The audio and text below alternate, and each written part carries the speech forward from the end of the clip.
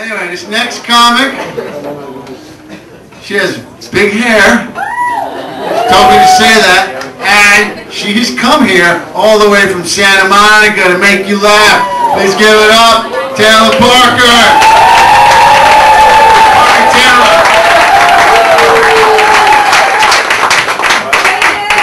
Hey, how you guys doing tonight? Good. Thank you for coming out on a school night, no less. That's big. That's love. So I go to Weight Watchers. Any Weight Watcher home? Woo! Yeah, thank you. Yeah, put up your dub-dubs. Yeah. I go to Weight Watchers, but I have to say I don't really go for the losing weight part, because that's kind of cliche if you ask me. I have an original thought. Yeah, I just go for like the quirky characters that you'll meet at a Weight Watchers meeting. There's some fun people. Case in point, just last week I got in my very first fight, which I'm not a fighter, but this bitch was all up in my grill.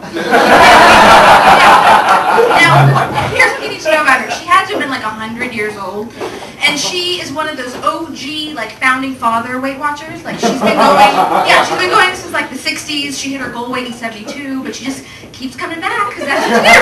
That's what you do. That's because Weight Watchers isn't like a gang like that. Like, once you're in for life. Right? So, here's the problem I had with her. She, like I said, she's old school. We got into this conversation, and she started saying that the reason I was having trouble losing weight is because I don't weigh my food. Because that's like an old school thing to do. You have to weigh your food. Now, I don't have a problem with that, even though I don't do that. My problem was when she said that not only do I need to weigh my food, but I need to weigh my bananas with the peel on.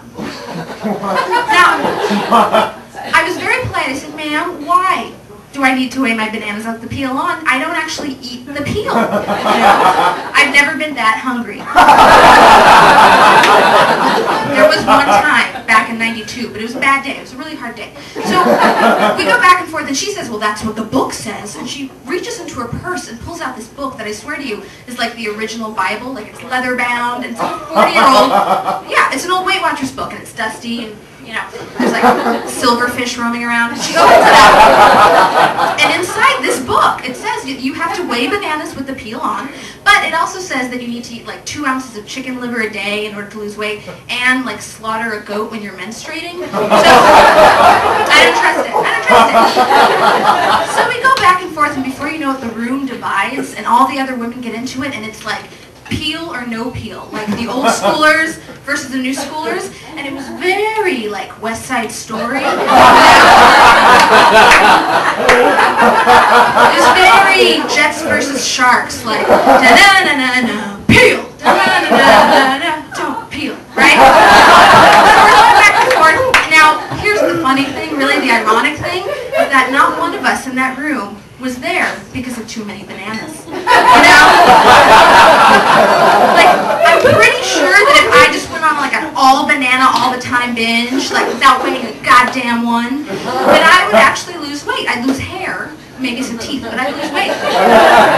So I'm thinking about doing it. The other great lady you'll meet at a Weight Watchers meeting is the crazy recipe lady. Now, I know you're thinking, yes, every meeting has one. Thank you, sir. Every meeting has one. Now, if you go to a meeting, you can't miss her. She's the one sitting in the front row with like teal tapered sweatpants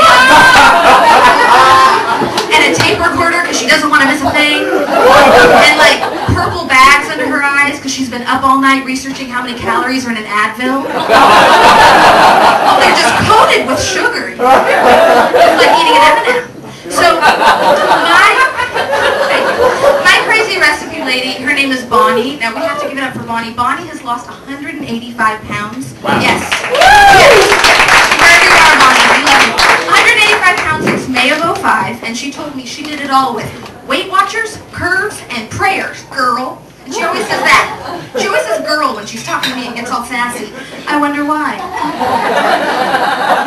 Why is it that white women feel like they have to get a little sassy when they're talking to black girls? You know, like I will not be able to understand you unless you give me attitude. You know? Like you can be like, excuse me, do you know what time it is? And I'll be like, whoa. But if you're like, girl, what time it be?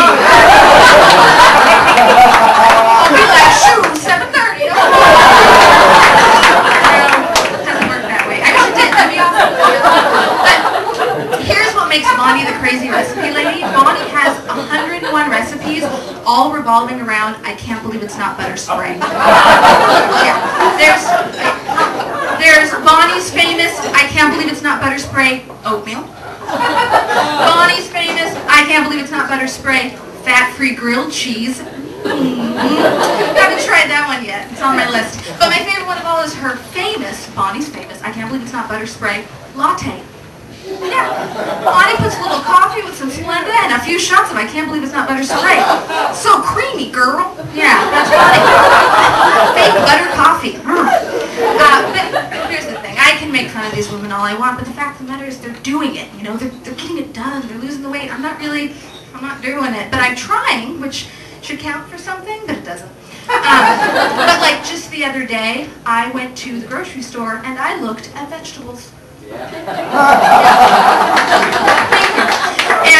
I was actually, I don't know if you guys have seen this, but right now in like the lettuce section, there's this new line of spinach called Spinach Temptations. Have you heard of it? Spinach Temptations. Yeah.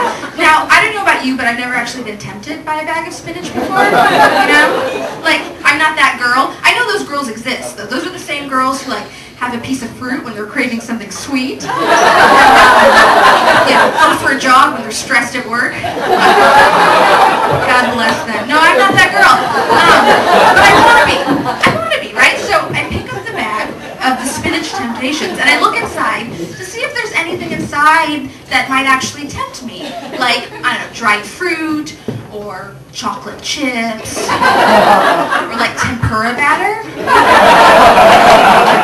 It sounds crazy, I know, but think about it, like little hush puppies, but instead of corn, you use spinach, right? And you can serve it with like a soy ginger dipping sauce, like a hoisin.